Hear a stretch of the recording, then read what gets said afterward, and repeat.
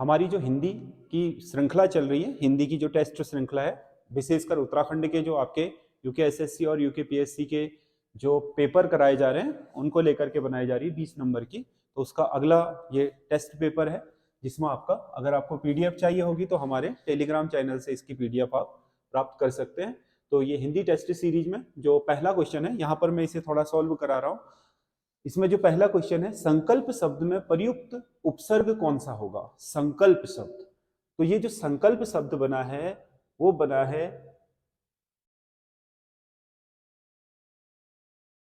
सम धन कल्प से। अगर इनको जोड़े तो ये एक व्यंजन संधि बनती है जिसके पहले पद का अंत हो रहा है आपका मौ में और दूसरे पद का आरंभ हो रहा है किसी स्पर्शी व्यंजन के पहले वर्ण में, क में।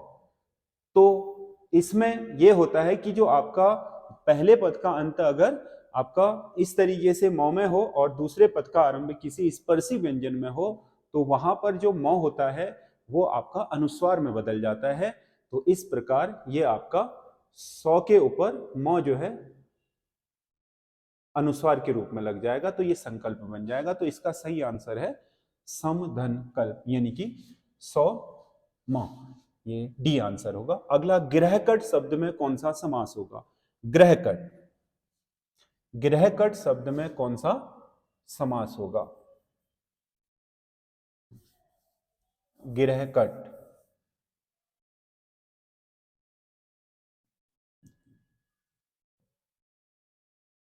गृहकट। अगर हम इसको तोड़ेंगे, समास को तोड़ेंगे, तो इसमें से जो शब्द निकल के आएंगे वो आएगा गृह को काटने वाला।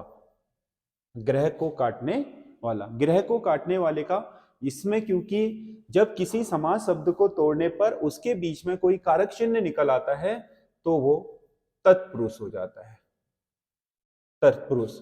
और अगर आपको तत्पुरुष में भी इसका पर्टिकुलर भेद बताना पड़े तो आप इसको लिख सकते हो, आपका को कर्ता ने कर्म को, यानी कि कर्म तत्पुरुष। पर्टिकुलर तत्पुरुष में भी अगर पूछे तो ये आपका कर्म तत्पुरुष होगा, को निकल करके आया है। अगला, गुण संधि का उदाहरण है। गुण संधि, देखो जो महर्षि है, महर्षि, जो महर्षि शब्द है वो बना है महाधन ऋषि से, महाधन ऋषि से। अब इसका अंत हो रहा है आ में और इसका आरंभ हो रहा है री में। पहले पद का अंत हो रहा है आ में और दूसरे पद का आरंभ हो रहा है री में। तो जब ऐसा होता है तो इसे हम पढ़ेंगे अर। अर, अगर हम इसमें से इसे हटा दें तो ये क्या बन गया? म, ह से आ हटा दिया तो ये हलंत लग गया। आगे क्या लग गया है? अर, अर, ये हो जाएगा। तो अगर हम इसमें से अ को हलंत वाले ह में मिला दें तो यह पूरा हो जाएगा। रौ में हलंत था तो ये रौ का जो हलंत है इसका मतलब ये आधा रौ है। रौ के लिए यह होता है कि जिस स्थान पर उसका उच्चारण होता है उस वर्ण के, उससे अगले वर्ण के ऊपर उसे ले जा सकते हैं। तो ये हो जाएगा महर्षि। तो ये होता है आपका गुण संधि का नियम, गुण संधि का नियम। दूसरे, पोधन अक होगा ये, पोधन अक, यानी कि अयादि संधि। अभ्युदय, अभि धन उदय, पहले पद का अंत ई में, दूसरा सर आया, इसमें यू बन रहा है तो ये आपका ये वाला जो होगा वो यण संधि होगी। मत धन एक, मत धन एक, मतैक्य, ये आपका वृद्धि संधि होगी। अ के साथ इसका अ हो रहा है, इसमें ए है, ये बन जाएगा अ, ये बन जाएगा, सॉरी,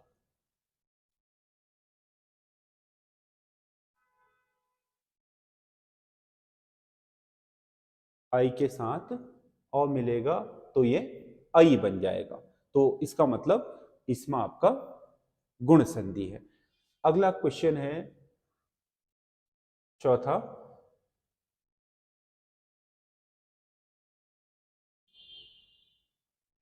हरिश्चंद्र शब्द में कौन सी संज्ञा होगी? हरिश्चंद्र, हरिश्चंद्र क्या है? किसी का नाम है। हरिश्चंद्र क्या है? किसी का नाम। तो किसी व्यक्ति का जो नाम होता है वो हमेशा व्यक्तिवाचक संज्ञा होती है, तो इसमें व्यक्तिवाचक संज्ञा। अब कई बार ये प्रश्न ऐसे पूछा जाता है, देश में आज भी हरिश्चंद्रों की कमी नहीं है। अब आपको पता है हरिश्चंद्र अपने आप में एक क्या थे? बहुत सत्यवान राजा थे, तो उनको, उनकी संज्ञा को प्रयोग किया जाता है सत्यवादी लोगों के लिए। तो यहां पर पूछ लेता है वो कि देश में आज भी हरिश्चंद्रों की कमी नहीं है, तो इसमें आप सोच लो कि इसमें रेखांकित पद पूछेगा, रेखांकित पद में कौन सी संज्ञा होगी? तब ये व्यक्तिवाचक नहीं रह जाएगी, क्योंकि ये एक का नाम नहीं है बल्कि सत्यवादियों की जाति बता रहा है, सत्यवादियों की जाति बता रहा है। तो ऐसी स्थिति में यह हो जाएगा जातिवाचक। लेकिन यहां तो किसी एक का नाम है, हरिश्चंद्रों की थोड़ी कहा है। हरिश्चंद्रों का मतलब सत्यवादियों से लिया जाता है फिर, तो इसमें व्यक्तिवाचक संज्ञा होगी। निम्नलिखित में से कौन सा एक प्रत्यय नहीं है? प्रत्यय, प्रत्यय का मतलब जो शब्द के पीछे जुड़ करके उसके अर्थ में परिवर्तन ला दे, उसे हम प्रत्यय बोलते हैं। जैसे ई है, ई प्रत्यय होगा। जैसे आपने कहा मामा, इसमें ई जोड़ दो, ये मामी हो जाएगा, यानी कि इसमें ई प्रत्यय लगा हुआ है। दादा का दादी हो जाएगा, ई प्रत्यय लगा है। बेटा का बेटी हो जाएगा, ई प्रत्यय लगा है। ता में भी जैसे आपने एक लिखा है, इसके पीछे ता लगा दो, एकता, तो ये प्रत्यय है। वैसे ही क्या लगा दो? पन, जैसे अपना लिखा आपने, इसके पीछे पन लगा दो, ये अपनापन हो जाएगा, तो ये प्रत्यय है। अनु नहीं लगता किसी के पीछे, तो जैसे आपने क्रमांक लिखा है, इसके आगे अनु लगा दो, ये अनुक्रमांक हो जाएगा। तो ये प्रत्यय नहीं होकर के क्या है? उपसर्ग है। तो इसका मतलब ये वाला शब्द प्रत्यय नहीं है, तो इसका आंसर ये होगा। अगला क्वेश्चन है, देवनागरी लिपि का उद्भव हुआ था। देवनागरी लिपि का उद्भव ब्राह्मी से हुआ है।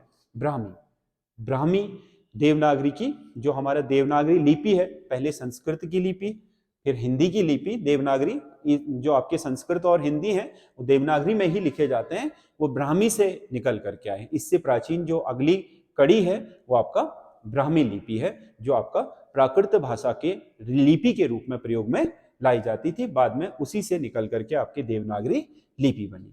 कौन सा व्यंजन उच्छिप्त व्यंजन है? हिंदी वर्णमाला में दो उच्छिप्त व्यंजन है, एक तो है ड़, एक है ड़। एक तो ढ, एक ड़।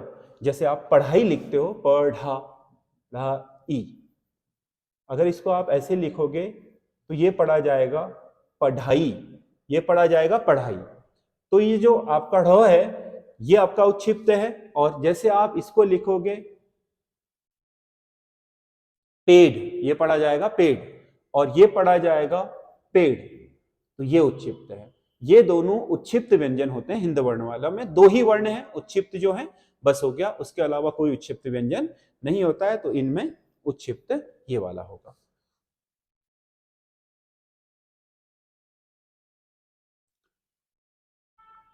अगला, कौन सा शब्द तत्सम नहीं है, यानी कि तद्भव है अपने आप में? अर्क है, अर्क आपका तत्सम शब्द है।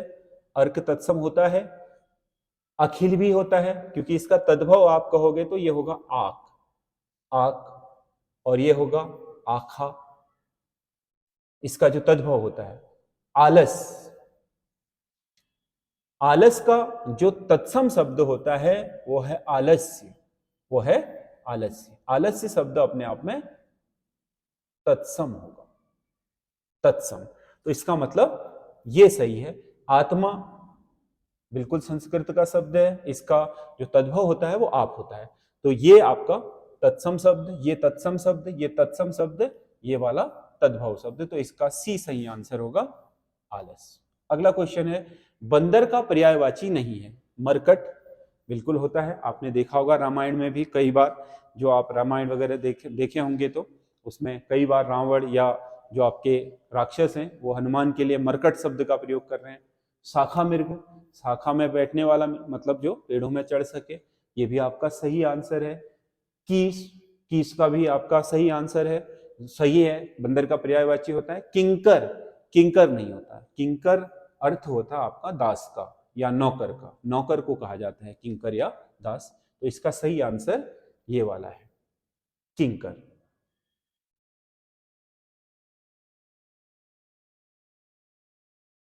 अगला क्वेश्चन है, उद्घाटन का सही विलोमार्थक है। उद्घाटन, उद्घाटन हम बोलते हैं ना किसी चीज का उद्घाटन हो गया यानी कि शुरू हो गया, और जब वो समाप्त होता है तो बोलते हैं कि आज का कार्यक्रम, आज कार्यक्रम का समापन हो गया यानी कि खत्म हो गया। और जब शुरू होता है तो आज कार्यक्रम का उद्घाटन हो गया। तो उद्घाटन का जो सही आपका विलोमार्थक शब्द है वो समापन है, क्योंकि ये लोकार्पण का भी मतलब शुरुआत ही होती है, उद्घाटन जैसा ही है। विमोचन करने का मतलब भी किसी चीज को शुरू करना ही है, और समाप्ति मतलब उद्घाटन का ही एक वो है, लेकिन इसके संदर्भ में नहीं लिया जाता है। ये उद्घाटन का जो सही संदर्भित विलोमार्थक शब्द है वो समापन ही होगा, समाप्ति नहीं होगा।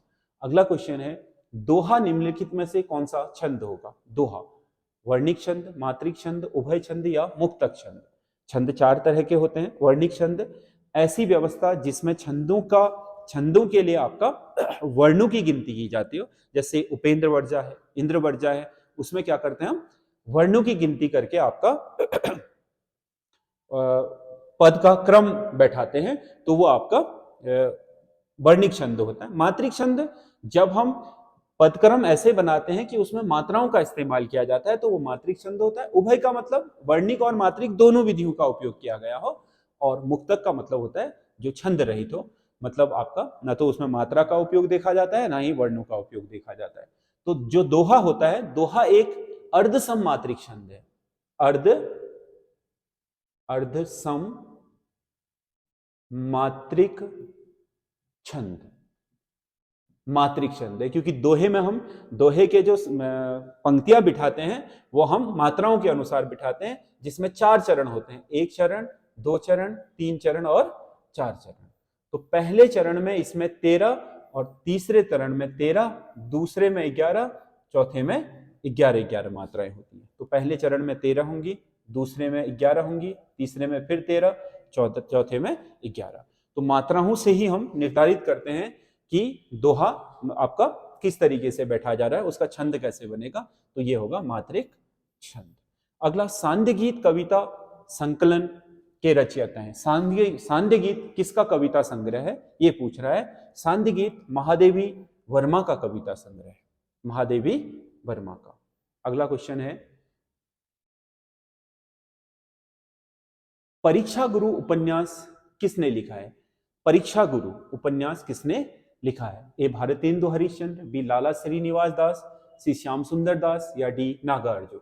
परीक्षा गुरु, परीक्षा गुरु बहुत महत्वपूर्ण उपन्यास है, ये सिलेबस में भी होता था। तो इसका आपका लाला श्रीनिवास दास, जो आपका स्कूली शिक्षा है उसमें भी है, तो लाला श्रीनिवास दास इसके रचयिता हैं। अगला, हिंदी के पहले गीतकार माने जाते हैं। गीतकार मतलब जो आपके काव्य की गीत शैली है उसको किसने आपका शुरू किया था? तो उसका सही आंसर है विद्यापति। अगला, राम की रावण से शत्रुता थी, वाक्य में कारक होगा। देखो यहां पर दो चिन्ह आए हैं, की और से, परंतु यहां पर आपका शत्रुता कर्म है,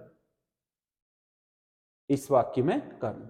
तो इसमें आपका जो शत्रुता है उसका, उसके साथ इस वाक्य के अन्य घटकों का संबंध दर्शाने वाले का ही कारक पूछा जाएगा। कारक हमेशा इसका पूछा जाएगा। तो से में क्या कारक होगा? राम की रावण से शत्रुता थी। तो यहां पर शत्रुता शब्द किसके लिए है? ये जो से शब्द है शत्रुता को इससे जोड़ने का काम कर रहा है। तो या इसका मतलब ये यहां पर क्या है? इसका माध्यम है, माध्यम।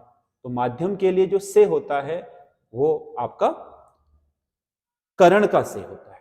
माध्यम के लिए जो से होता है वो करण का से होता है। अगला,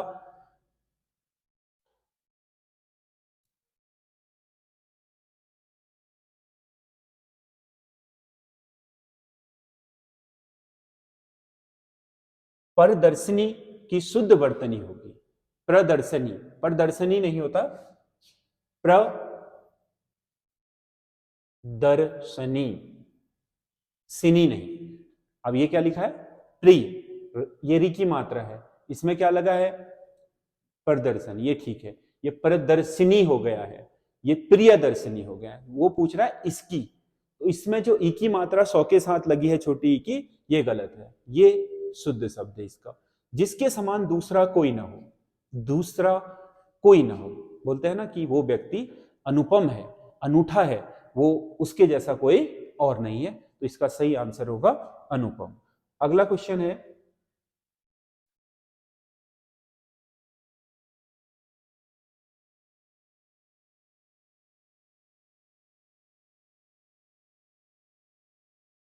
दो विलोमार्थक शब्दों के बीच प्रायः कौन सा चिन्ह उपयोग किया जाए? जब हम दो विलोमार्थक शब्दों को एक साथ लिखते हैं, जैसे आपने लिखा रात दिन, तो इनके बीच कौन सा चिन्ह लगता है, कह रहा है। देखो, ये